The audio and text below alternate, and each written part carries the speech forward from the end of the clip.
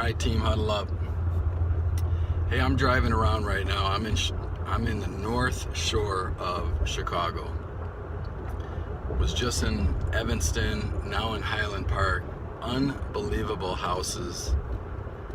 And I could probably go off on a riff just about amazed that it's a home advisor lead, and the home had to be $2-3 million. But you got a home like that and you're calling home advisors?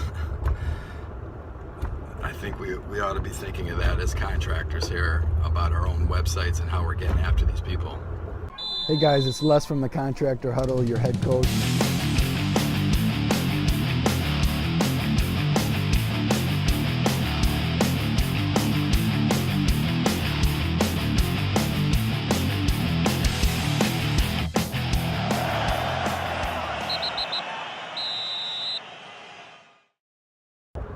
But I guess what I wanted to talk to you guys about today as I'm driving through the North Shore back to the reality of my life is, and I'm reminiscing because as I grew up, all of our roofing companies, we started in Chicago, poor neighborhoods, got into Skokie, which was then pretty nice neighborhoods, lower middle class, and then worked our way up to the North Shore from word of mouth and customer referrals and advertising, a little bit of that too. But the big thing is, I'm passing a great job that we did many years ago.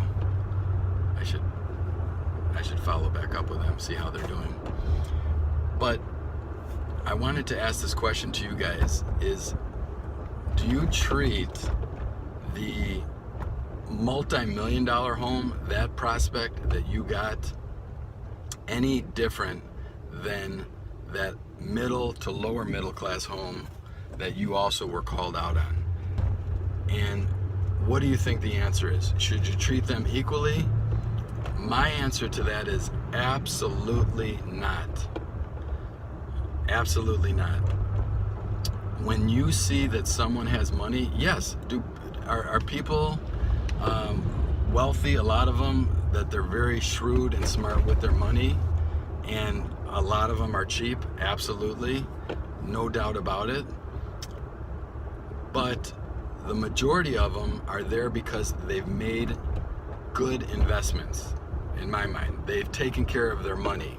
And one of the keys of taking care of your money when you have money like that is you don't risk hiring some jokers that is going to cause you aggravation, pain, anguish, and redos and all of that. So those people will pay the extra dollar for knowing that they're going to get the peace of mind that they've gotten the right person and the right company that's going to take care of their job, and it's going to be done one time and never again.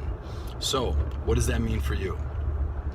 Unfortunately, if you have poor marketing materials, and you've heard me, riff on this a lot before, if your image already kind of doesn't speak to them of your professionalism and you totally have your act together, not much you can do. But your branding, your imaging really has to be on point if you want to go after people that have large properties and large budgets. The second thing is timeliness. You have to be very professional. You have to look them in the eye. I just met with the owners, smiled, gave them the impression that I have my act together. You have to be presentable. Even though I didn't shave today, but you have to be on point. We sent them a note. We're on our way to your estimate. We confirmed the appointment. We're there on time. It's the little things. So those add up. And then the presentation of the proposal and your references really has to be on point, and you have to be very detailed, and it has to sound extra special.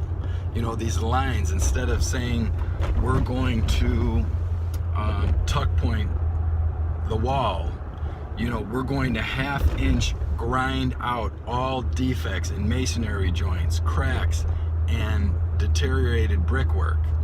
We're going to re-point using type N mortar. You know, and you guys get my drift.